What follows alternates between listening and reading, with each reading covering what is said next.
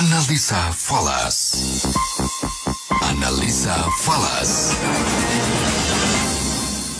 Analisa Falas Pas FM bersama saya Fahmi Andrian dan saya sudah tersambung bersama Diki Sutopo, analis PT Solid Gold Berjangka. Halo, selamat sore Mas Diki.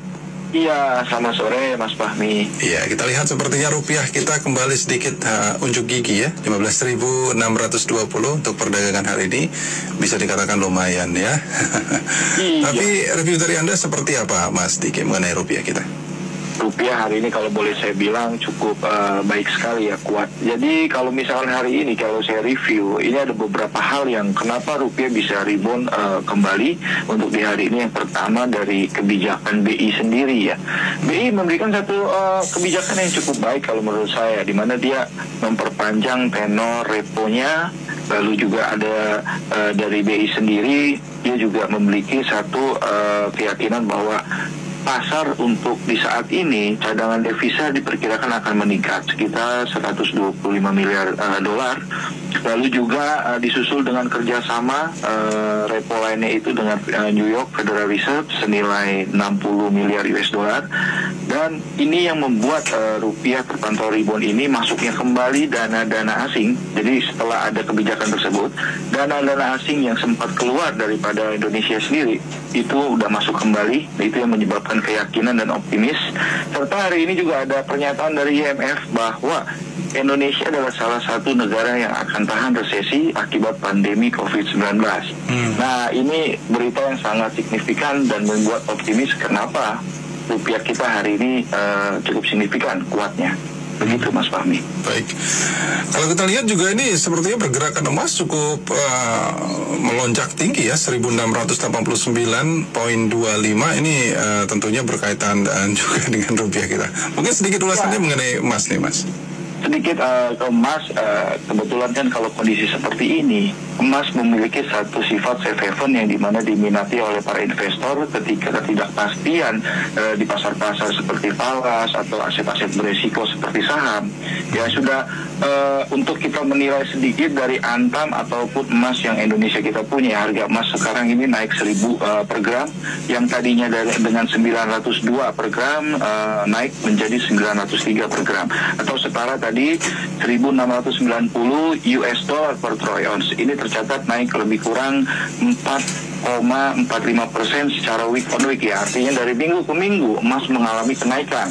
Prediksi dari emas sendiri banyak sekali yang memprediksi, baik dari lokal, domestik maupun dari regional, bahwa emas kemungkinan besar akan tembus ke angka 1 juta per gram rupiah ya. Luar biasa sekali ini. Luar biasa ini ya, kesempatan untuk ngejual atau ngebeli bingung jadi.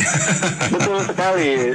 Namun kalau di luar itu euro sama pound sterling atau yang tadi kita sempat bahas, kenaikan tipis itu bukan disebabkan karena melemahnya dolar ya, dolar Amerika maksud saya.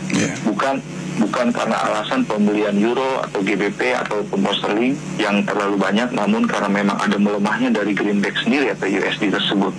Itu menarik sekali untuk minggu ini Mas Fahmi. Oke.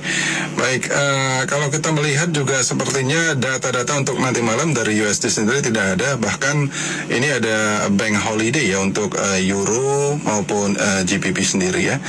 Jadi kita mungkin ke rupiah lagi nih Mas Diki. Ada melihat dengan potensi sentimen-sentimen berita yang cukup baik seperti ini, apakah besok rupiah kita akan kembali untuk melanjutkan tren positifnya Mas? Ya, saya pertama mau apresiasi dulu kesempatan ini untuk pemerintah, khususnya di BI, LPS, dan OJK. Saya baru kali ini melihat mereka sangat baik sekali dalam mengambil kebijakan ya, sehingga rupiah kita cepat pulih. Nah, apalagi besok planningnya dan rencana ada agenda untuk BI sendiri, ada meeting. Apakah akan menurunkan suku bunga sekali lagi? Sebelumnya kan sudah 2 kali di Februari dan di bulan Maret ya. Tapi menurut saya untuk di rupiah sendiri level 15.000 akan tetap bertahan di situ ya, atau meninggalkan angka 16.000 yang kemarin kita sempat tinggi ya, tembus angka 16.000. Terbukti hari ini cukup kuat dengan kebijakan-kebijakan yang sudah diambil. Lalu yang paling buat saya menarik ini adalah BI membuat kebijakan untuk yang khususnya sistem pembayaran ya, kebijakan untuk menanggulangi COVID-19 untuk di domestik sendiri. Yang pertama, BI menjaga kesediaan uang layak beredar. Artinya dengan secara itu BI mengkontrol kesediaan uang yang higienis untuk layanan kasnya.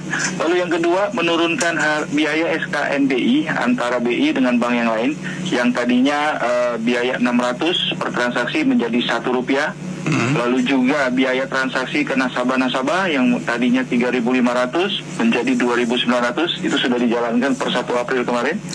Lalu yang ketiga yang dilakukan BI tersebut adalah mendukung penyaluran dana bansos melalui non tunai. Nah, ini juga yang dirasakan sudah oleh kita, masyarakat di bawah ini sudah merasakan 3 kebijakan dari BI. Itu yang membuat saya juga baik sekali untuk rupiah saat ini, Mas Fahmi. Baik, kalau begitu mudah-mudahan saja rupiah kita masih terus menguat dan bisa berakhir juga ini COVID-19 biar semuanya bisa kembali jadi normal ya Mas Diki. Amin, amin. Iya. Selamat sore Mas Diki, sukses selalu untuk Anda dan terima kasih selalu Mas. Selamat sore, terima kasih. Analisa Falas bersama Diki Sutopo, analis PT Solid Gold Berjangka, saya Fahmi Andrian.